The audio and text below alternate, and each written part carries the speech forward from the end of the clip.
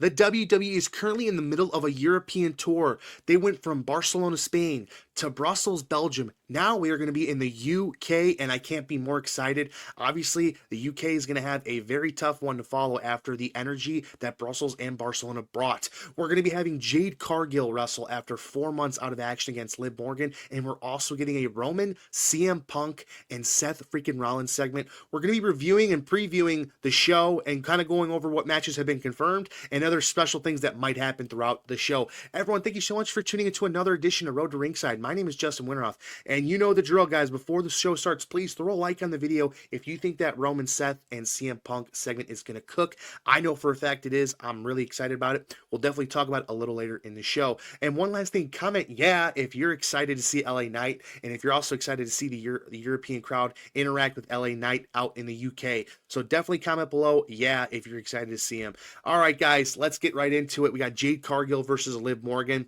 And again, this is the first time we're seeing Jade in 4 months after her ambush injury that she got pushed onto a car and through a window, basically. So crazy, crazy stuff. And we really got no confirmation on who actually did it. It seems like Liv is the culprit, but of course they're denying it, her and Raquel. So we'll kind of see what happens here. Now, what I really wonder is going to happen from this, the result of this match. Do we see a tag team bout? Somebody teaming up with Jade to go against Liv and Raquel, kind of creating that dynamic and possibly getting Jade the tag team titles back with her mystery partner. Maybe this is setting up for that. I'm not sure. You guys let me know what you think. I think that'd be an awesome way to kind of start off this rivalry between her and Liv. And of course, guys, the question in everyone's mind is, will Naomi interfere in this match in any way? Is Naomi going to come out and do something to screw with Jade? Is Naomi going to do anything at all? I don't know. But I hope so, because Naomi is really on top of her game right now. And it's going to be kind of tough to see what Jade does after 4 months out of action. Is she going to be electric? Is she going to be more savvy in the ring? Is she going to be better in the mic? Who knows, guys? But I did like the segment last week with Liv that really set this match. It was a great, great performance by both those women. All right, and next up, we are going to be seeing possibly another couple different teasers for Aleister Black and Rey Fenix. Now, I know there's rumors that the Chad Luchador is actually not Chad Gable. It is actually Rey Fenix. And I mean, that would make plenty of sense because Penta is obviously on the Raw brand, and Rey Fenix and Penta were the Lucha Bros at one point. So I kind of think that they're going to just tease it on this episode, but I don't think he'll end up on the SmackDown brand.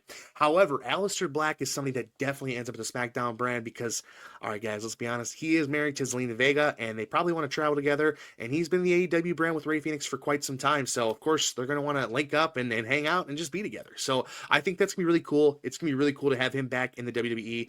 He just really brings a different dynamic and a different energy to the arena.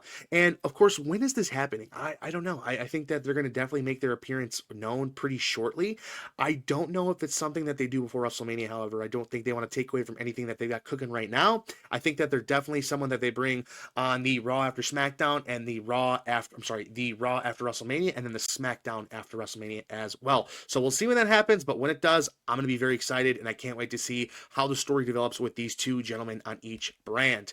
All right, moving on, we got Zelina Vega and Piper Niven, and this is essentially a gateway match into Zelina Vega versus Chelsea Green.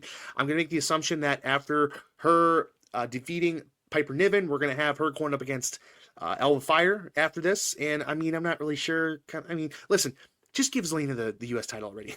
she's put in her dues. She's really done well, and she's a great in-ring performer, and she's also awesome on the mic. Not saying Chelsea Green's not any of those things either, but I don't know. She kind of had her reign. I think it's done. I think it's time to give someone else the U.S. title, So we'll see what happens. And what's going on with this Chelsea Green faction? Seems odd. Seems random to me. Why pair Elba Fire up with Piper Niven and Chelsea Green? I'm pretty unsure about it. I don't know what the end goal here is. I think they're going to try to turn someone face. I don't know, guys. You let me know what you think about it. I'm pretty confused about it, but it is what it is at this point. Just more bodyguards for Chelsea, I guess.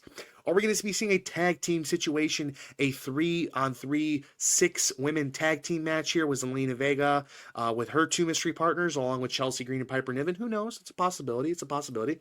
I don't want to see it, though. I'll be completely honest with you. So I hope that doesn't happen, but if it does, it would make plenty of sense. But let's give Zelina Vega the U.S. title first and foremost, guys. All right, moving moving on, we got Jacob Fatu versus Braun Strowman. That is another confirmed match, and I think that this match has potential to be very good. It could be the best of the night, guys. This is something that we definitely saw a preview of last week, and it really did well. I thought that this whole thing was set up perfectly, and of course, Jacob Fatu is on a whole different level physically, and just in the ring ability is off the charts for Jacob Fatu. And of course, Braun Strowman, we know him as a kind of lower mid-card guy at this point, but he's really been bringing a lot of energy, and he's been bringing the hype in the crowd, so that's pretty cool to see him do that. I'm a huge Braun Strowman fan, and I just loved his story, and he's a great guy ultimately. But I do ultimately wish it was Fatu versus LA Knight. I was hoping we get that sooner, but that actually might end up being a WrestleMania match, which, hey, I'm cool with it, man. If we get LA Knight versus Jacob Fatu at WrestleMania, just know I'm watching that freaking match, and I'm going to love every second of it. And of course, guys, like I said, I'm happy for Braun Strowman. He is a true guy in the business. He's a great competitor, somebody that definitely deserves some spotlight because he has just done everything they've asked of him, and he's doing a great job with his character right now. And I love his fits, man. He's got some cool fits. He's got some cool pants. Like, shout out to Braun Strowman. Keep doing what you're doing, buddy, but you're definitely not going to be beating Jacob Fatu, unfortunately. All right, guys, moving on to the possible segment of the year. Yes, I am topping this over the John Cena and Cody Rhodes Monday Night Raw in Brussels segment. I think this is something that's going to be really freaking cool because obviously Seth Rollins and Roman Reigns have all this history together, guys. This is going to be something that really, really goes awesomely together. And of course, we got the CM Punk Paul Heyman drama that happened as well in the steel cage match on Monday Night Raw. But here's the question: is this going to be a good segment, or is this going to be random banter? We need substance, guys. We need real substance here. So if they're going to make this plan to have this big promo segment with these three guys, it's got to have substance and some real meaning behind it. So we definitely need a little bit more of an angle from Seth. I almost feel like he's a random add-on in this, but if they want to make it happen and they want to make it true, we have to see Seth bring up the Shield with Roman, and there needs to be some kind of deliverance on that. So we'll see what happens, but I definitely think Seth is lacking in that department as far as the angle goes.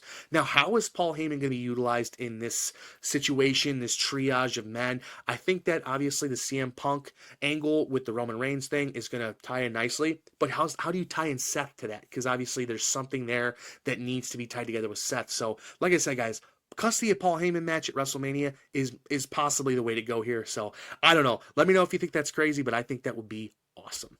Overall thoughts, guys. What can we expect from the UK crowd? I really hope it's lit, man. I hope they start doing chants.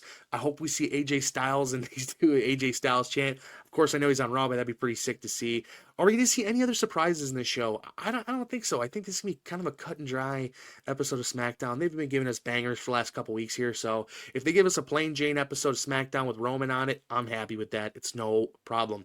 I'm going to tell you guys something right now, man. I miss these U.S. time slots for SmackDown stuff. I mean, yes, we're going to get SmackDown on at our normal time in the States here, but everything's already spoiled on X, man. Like, it's not the same, and I hate it, and it is what it is. Unfortunately, I can't live stream the event.